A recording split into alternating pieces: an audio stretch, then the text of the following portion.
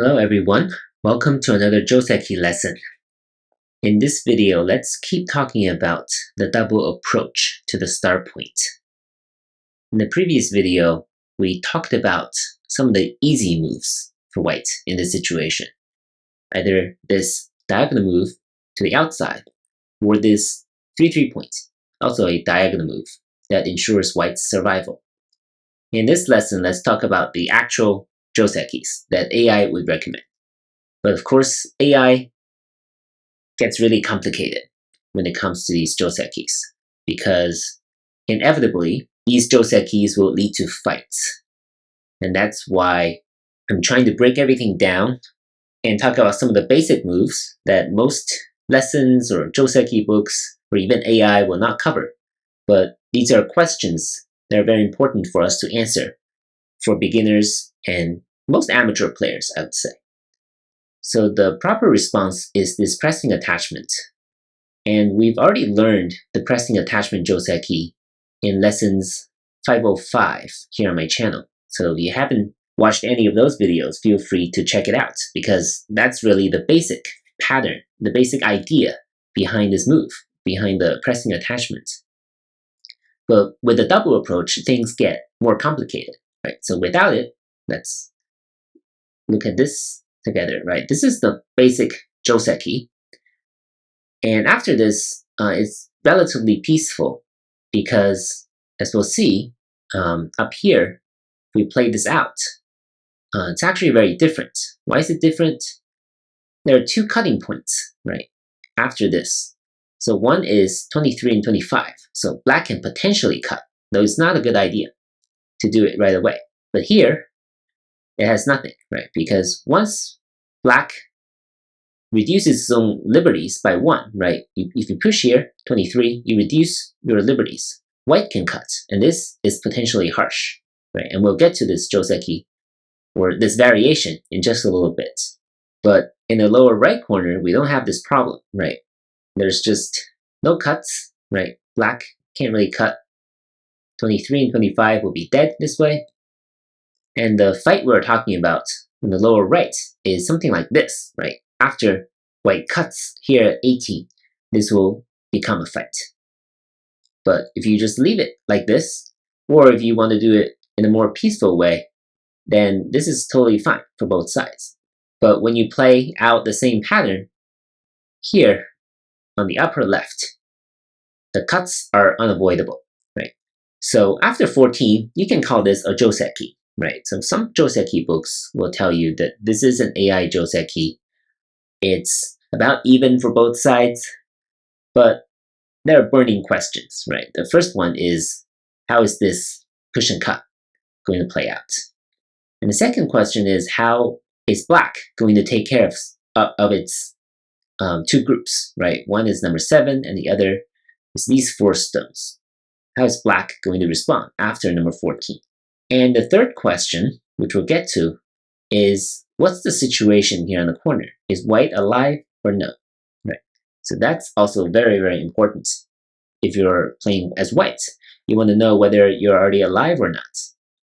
So let's answer these questions one by one. So as follow-up, what black can do is to reinforce number 7, right? Because number 7, obviously, it's on its own. And if you play something like this, then number 7 will be under attack very easily. So white can just play any pincer here on the left side, and number 7 will be under considerable pressure. So what AI is suggesting, at least these days, right, it might evolve, is this diagonal move, this one space extension, not extending enough, of course. It's kind of a little jump to the left side, or this 2 space extension. So these 3 moves, this, and this, these 3 moves are what AI is suggesting these days. And they're similar, right? They want to reinforce number 7. And now what white needs to do, white really does need to worry about the cutting point. But what's really confusing here, I think especially for beginners and most Q players, is that white just cannot play a move here to get rid of the cutting point. That's the whole point, and that's why it's kind of uncomfortable for beginners and a lot of key players to play this joseki because you can't really play this move just to connect. Why? Because it gains you almost 0 points, right? It's basically dame, right? Dame is what we leave until the end of the game, very end of the game, right? Because it doesn't gain you any points. And of course, you're threatening to cut black here, and black, of course, has a move, and black will respond by playing here. And number 17 is very valuable, because now this group on the upper side is basically alive after this exchange, right? So white doesn't want to do this. And another thing we see in amateur games is white cutting here, right, without occupying this liberty. And this won't work, right, because black can simply capture white this way. But what's good about 16 is that after this, black no longer has this push and cut, right? Because with this setup, now white will be able to win this race to capture like this, right? So these two moves sacrifice these two stones, kind of deter black from pushing and cutting. But again, if you sacrifice these two stones, then black is already alive, right? You're basically giving away territory and giving up your potential opportunity to attack black, right? So that's why cutting here is also not recommended. So if you're really, really nervous, right, if you already have a lead elsewhere on the board as white, maybe this is okay if you want to protect against this cutting point. But at the beginning of a game, this is not the best move for white, right? No, it's smart, right? It's definitely a technique that you should learn. But as a joseki, it's not good for white. That said, another move that white must absolutely avoid, and it's a trap that it's so easy to fall into, is this bending move right here, right? It feels great to just play a couple moves, but what this does, right, even after the first exchange, is that this no longer exists, right? Now if you take sente, then black can push and cut, and this cut at 22 no longer exists because black can atari here on the second line. So this makes a huge difference, 16 and 17. And this is why white should never, almost never play here on the fifth line in exchange for the fourth line move at number 17, right? So these are the wrong moves, right? Connecting here, wrong. This is not the best. It works, not the best. And this is wrong, right? This is definitely wrong for white. So what should white do in this situation? And the idea for white is to brace for a potential push and cut for black, right? Is to brace for this. But what happens now is that the idea is for white 8 and 10, these two stones, to jump out and develop towards the center. If black pushes and cuts, the corner situation is that white can live with this move right here, right? So it's very important to straighten this out, even if black plays here first, right? So if black pushes and cuts, then white can cut here, which we'll get to in a second. But let's talk about the life and death situation first, I guess. That's probably the best approach here. So if black plays here, again, threatening this cut, again, white cannot afford to waste a move here. This move, 18 here, gains you 0 points, right? Almost 0 points, and it's a wasted move. So white should play something else, elsewhere on the board. So if black pushes and cuts, what white can do is play right here.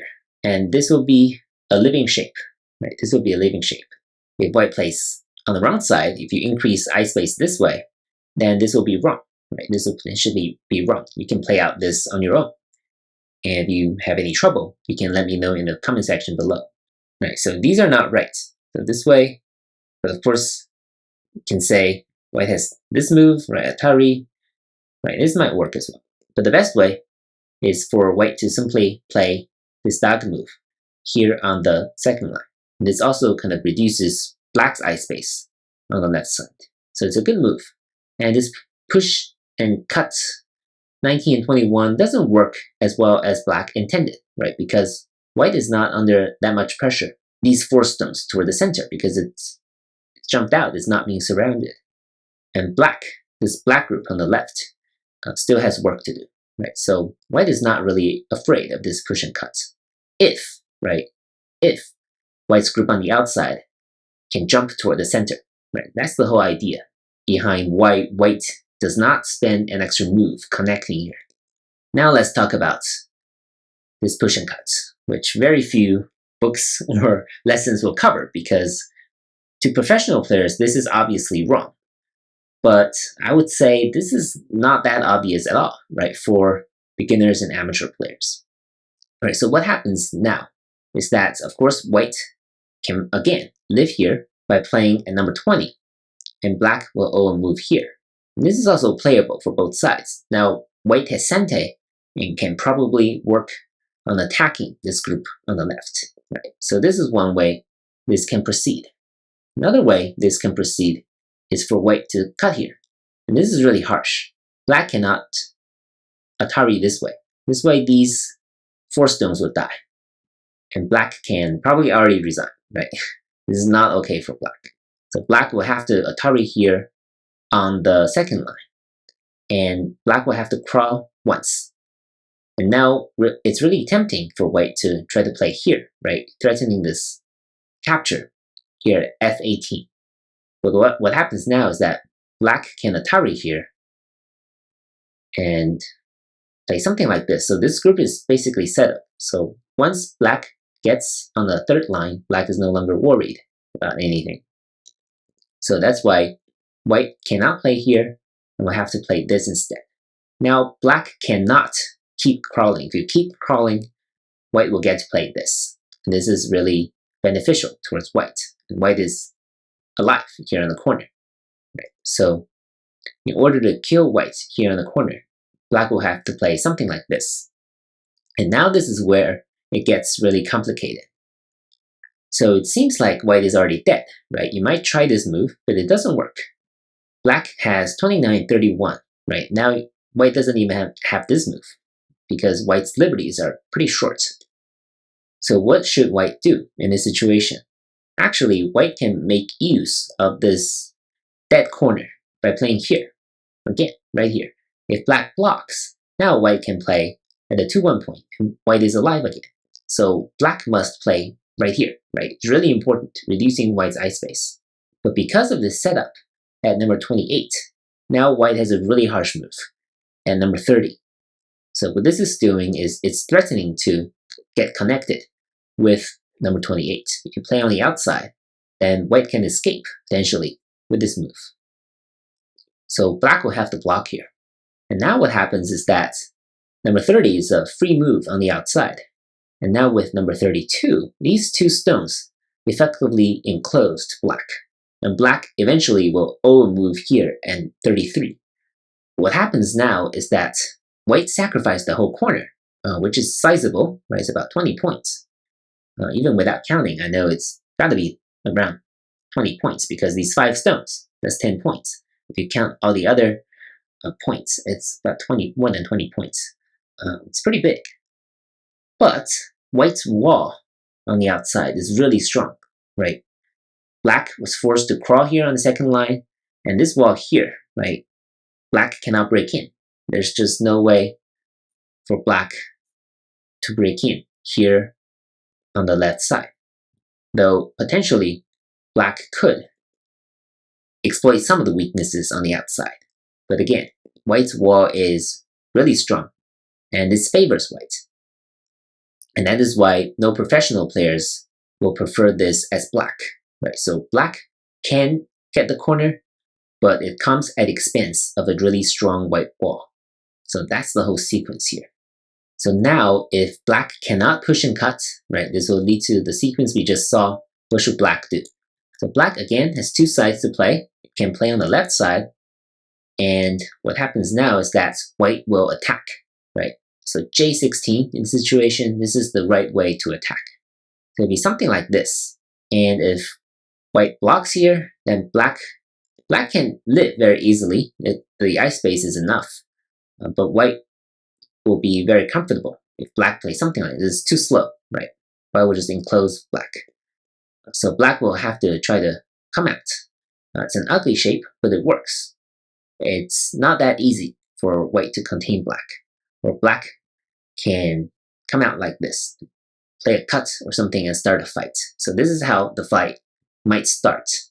Or if you're feeling a little generous as white, you can play on the outside as well. And black will probably play a move like this to kind of get out and avoid getting stifled here on the upper side. Okay. So that's the whole idea for this fight. This way, again, this push and cut, you should be worried about it. But because white is already alive on the outside, and white can always live with number 28 right here, it's not a concern for white. So I think that's the whole idea, right? The main thing is really about this potential push and cut, which no professional players will really play, but it's definitely a concern for most beginners and amateur players. And I would say that's the reason why it's kind of uncomfortable for white, right? So if you get double approached in a game, it might be a little uncomfortable for you to play this because there's kind of a ticking time bomb. And it actually works. We just saw that black can potentially capture white's corner. Though white can build a wall on the outside, but what if black is already strong on the outside, and this will be a major vulnerability for white, right? So in order to avoid that, white doesn't necessarily have to play right here in number 14. White also has this move, and that's what we'll explore in the next video. So please stay tuned, and I'll see you next time. Thank you for watching.